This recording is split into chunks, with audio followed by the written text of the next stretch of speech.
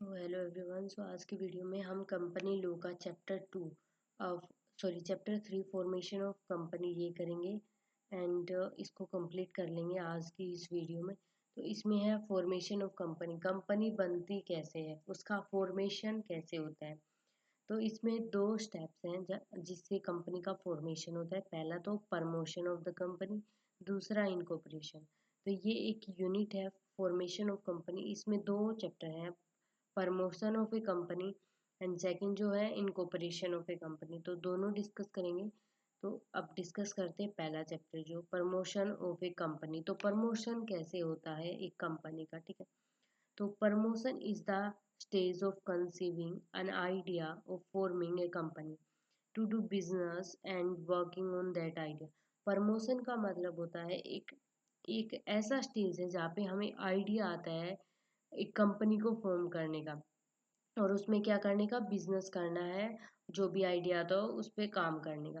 तो मतलब एक आइडिया आता है कि हाँ भाई हम इस बिजनेस को ओपन करेंगे, जैसे हम स्कूल्स में करते थे ना दोस्तों के साथ। बहुत ज़्यादा आइडिया, हाँ भाई तू और मैं दोनों पार्टनरशिप करेंगे, हम ऐसे बात करते थे ना। ऐसे ही प्रमोशन होता है, ठीक है।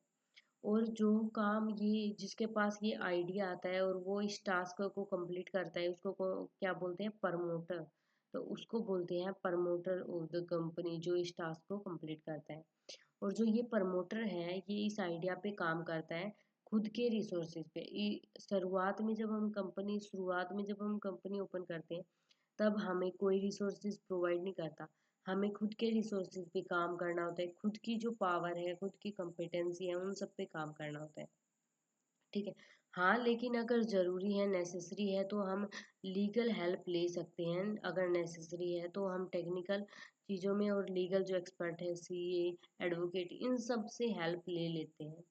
तो ये होता है प्रमोशन ऑफ द कंपनी। अब प्रमोटर कौन होता है, तो जो आइडिया लेके आता है, the person who conceive the idea of starting A business. मतलब जो आइडिया लेके आता है बिजनेस को स्टार्ट करने के लिए। जो the plan the formation of company actually, हाँ जो प्लान करता है कि हमें कंपनी को फॉर्मेशन करना है और एक्चुअल में उसको कैसे एग्जिस्टेंस में लेके आता है। इसको, जो ये प्रमोटर है इसको हम बोलते हैं father of company. Father of company भी बोलते हैं इसको, प्रमोटर को। जो कि जो भी प्रमोटर के जो गेन वगैरह होते हैं वो सब देखता है बिजनेस में, तो इसको फादर ऑफ कंपनी भी बोलते हैं। उसके बाद है सेक्शन 269 ऑफ कंपनी एक्ट 2030। तो इसमें जो प्रमोटर है उसको डिफाइन किया गया है, promoter as a person. Promoter को एज ए पर्सन इसमें डिफाइन किया हुआ है, एक सेकेंड। क्योंकि प्रमोटर एज ए पर्सन इसमें डिफाइन किया हुआ है। First, who has named in such prospectus is identified by the company in annual return record। मतलब एक ऐसा इंसान जिसका नाम जो प्रोस्पेक्टस होता है हमारी कंपनी का उसमें आइडेंटिफाई होता है जब एनुअल रिटर्न के टाइम पे। सेक्शन 92 में लिखा हुआ है ये बात। अब जो बी पॉइंट है, who has control over the affairs of company directly और इनडायरेक्टली। मतलब जो भी कंपनी काम करती है उसके जो भी अफेयर्स, जो भी डेली टू डे एक्टिविटी है, वीकली जो एक्टिविटीज़ है, उन पे जिसका कंट्रोल होता है तो उसको बोलते हैं, चाहे वो कंट्रोल डायरेक्टली हो या फिर वो कंट्रोल इनडायरेक्टली हो। लेकिन वो कंट्रोल होना चाहिए, लाइक शेयर होल्डर के रूप में कर सकता है कंट्रोल, डायरेक्टर के रूप में, या फिर अदरवाइज किसी भी रूप में कर सकता है। उसके बाद है जो एडवाइस करता है एंड डायरेक्शन प्रोवाइड करता है और इंस्ट्रक्शन देता है किसको, बोर्ड ऑफ डायरेक्टर को। तो उसको भी हम प्रमोटर ही बोलते हैं। जो एडवाइस देता है, इंस्ट्रक्शन प्रोवाइड करता है बोर्ड ऑफ डायरेक्टर को, तो उसको भी प्रमोटर ही बोलते हैं, ठीक है। लेकिन ऐसा नहीं है कि वो, अगर कोई इंसान जो एडवाइस कर रहा है बोर्ड ऑफ डायरेक्टर को या फिर डायरेक्शन प्रोवाइड कर रहा है, कुछ इंस्ट्रक्शन दे रहा है, तो उसको प्रमोटर ही बोलेंगे, नहीं। ऊपर के जो दो पॉइंट्स है ये भी सेटिस्फाई होने चाहिए तभी हम तीसरा पॉइंट मानते हैं, ठीक है। तभी उसको हम प्रमोटर बोलते हैं। उसके बाद है एक प्रमोटर। प्रमोटर ये नहीं सिर्फ प्रमोटर होता है, एक इंसान होता है, नहीं, इंडिविजुअल भी हो सकता है, उसकी फैमिली, पूरी फैमिली भी प्रमोटर बन सकती है, एक फर्म भी प्रमोटर हो सकती है, ग्रुप ऑफ पर्सन भी, कंपनी एंड इवन गवर्नमेंट भी प्रमोटर बन सकती है, ठीक है। उसके बाद में promoter, a promoter need not to be associated initial with formation of the company. एक प्रमोटर का मतलब सिर्फ ये नहीं है कि जो आइडिया लेके आता है और जो स्टार्ट कर रहा है बिजनेस को वही प्रमोटर हो सकता है, नहीं, जरूरी नहीं है। लाइक फॉर एग्जांपल ए और बी है, दोनों। ए तो जो है कंपनी के लिए आइडिया लेके आया, उसने कंपनी स्टार्ट की, लेकिन बी ने भी तो उसमें कैपिटल इन्वेस्ट किए, तो बी को भी प्रमोटर माना जाएगा कंपनी का, चाहे वो आइडिया ना लेके आया हो, लेकिन उसने भी तो इन्वेस्ट किया है, तो वो भी प्रमोटर माना जाएगा, ठीक है। Promoter does not include any person by any reason acting professional capacity। Promoter का मतलब ये नहीं होता कि जो भी फॉर्मेशन कर रहा है कंपनी का, फॉर्मेशन तो सीए करते हैं, कंपनी का जो भी प्रोसेस होती है वो सब सीए करते हैं, तो वो तो प्रोफेशनल एक्टिविटी कर रहे हैं, उसमें प्रमोटर नहीं माने जाएंगे। क्यों? क्योंकि वो तो अपना काम कर रहे हैं, उनको तो ये काम करना है। अगर आप आइडिया किसी को दोगे तो वो उस पर काम करेंगे, सीए वगैरह, तो इसमें ठीक है। अब फंक्शंस, काम क्या करता है प्रमोटर, तो सबसे पहले ये आइडिया लेके आता है स्टार्ट करने का बिजनेस का, ठीक है। दूसरा, ये टेक्निकल, इकोनॉमिक और commercial feasibility of business help लेता है एक्सपर्ट से, जो भी टेक्निकल काम हो गया, इकोनॉमिक काम हो गया, फिर कमर्शियल काम हो गया। फिर है तीसरा, कंडक्ट नेगोशिएशन, परचेज करता है, अगर कोई एग्जिस्टिंग बिजनेस है उसको भी परचेज करके प्रमोटर बन सकता है।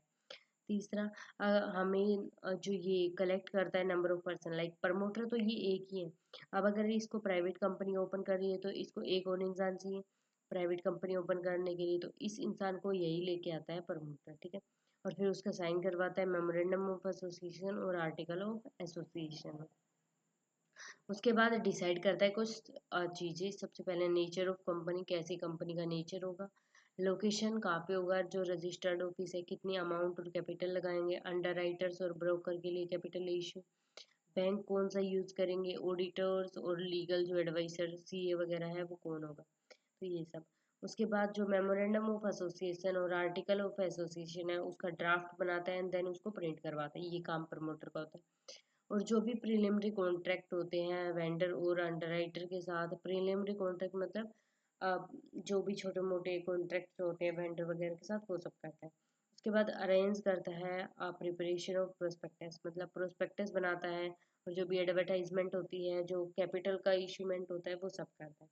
फिर हमने प्रीलिमिनरी कॉन्ट्रैक्ट किया था, अब इसमें कुछ एक्सपेंसेस आए होंगे जिनको हम प्रीलिमिनरी एक्सपेंसेस बोलते हैं, उनकी पेमेंट करता है।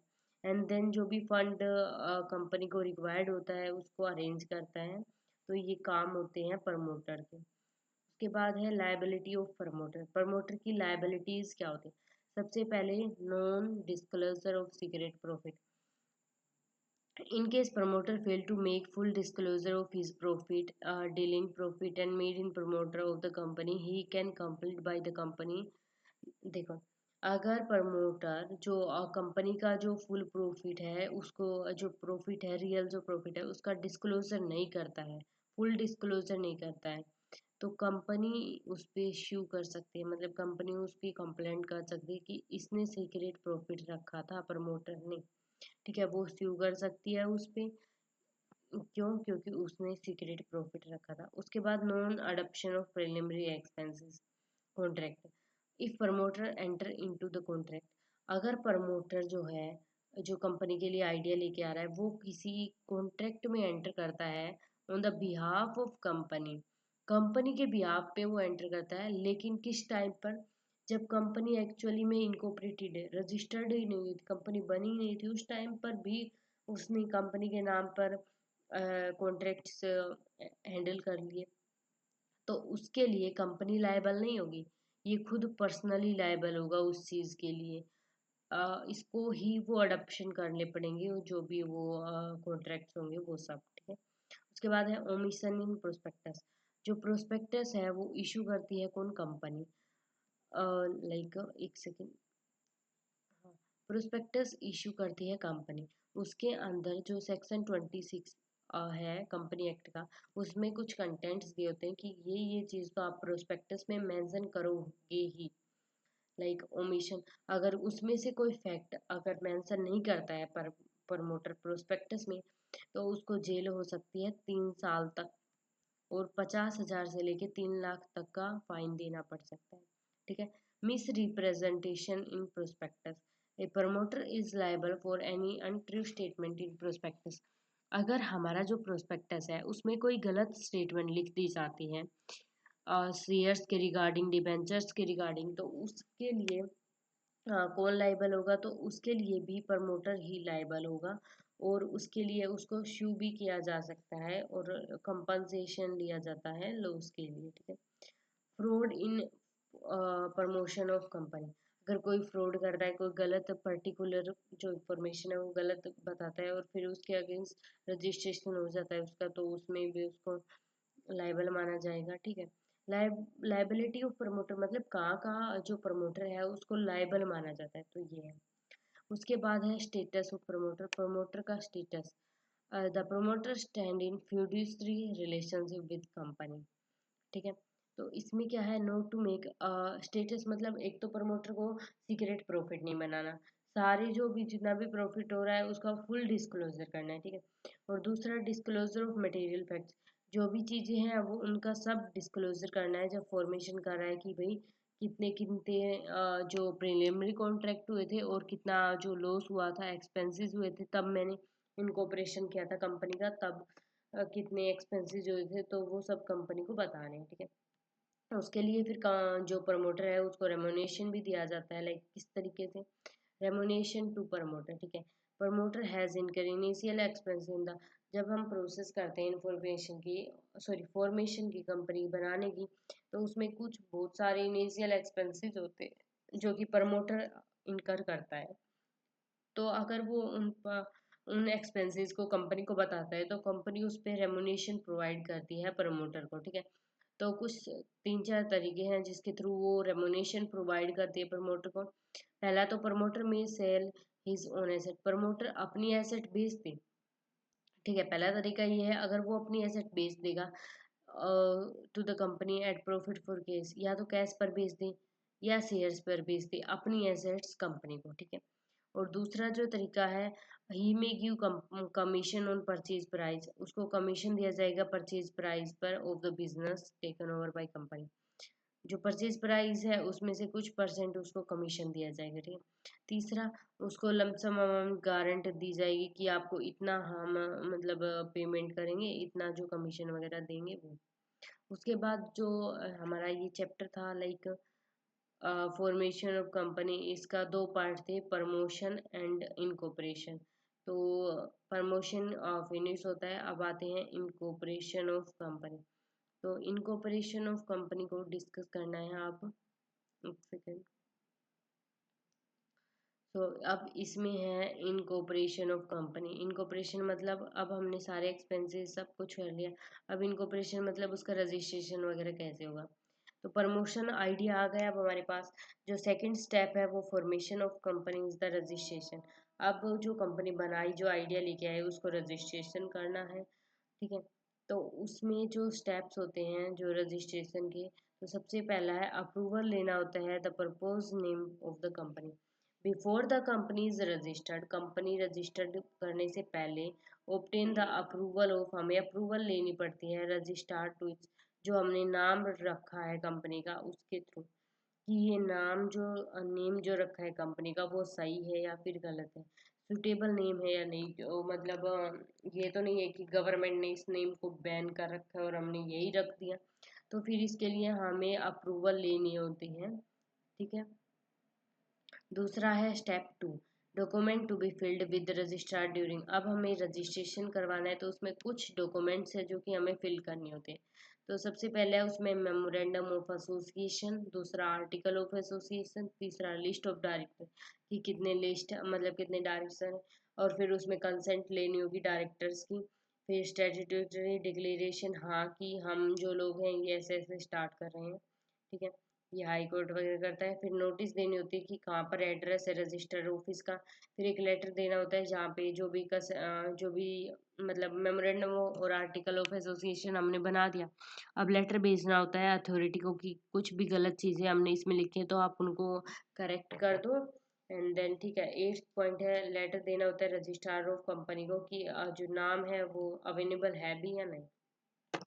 उसके बाद स्टेप 3 होता है पेमेंट ऑफ फीस। अब हमने रजिस्ट्रेशन के टाइम पर जो रजिस्ट्रेशन की फ़ीस होती है प्रिस्क्राइब्ड होती है वो ऑलरेडी, तो उसको पेमेंट करना होता है। उसके बाद रजिस्ट्रेशन ऑफ कंपनी। अब रजिस्ट्रेशन वेरीफाई करना करेंगे वो डॉक्यूमेंट्स को।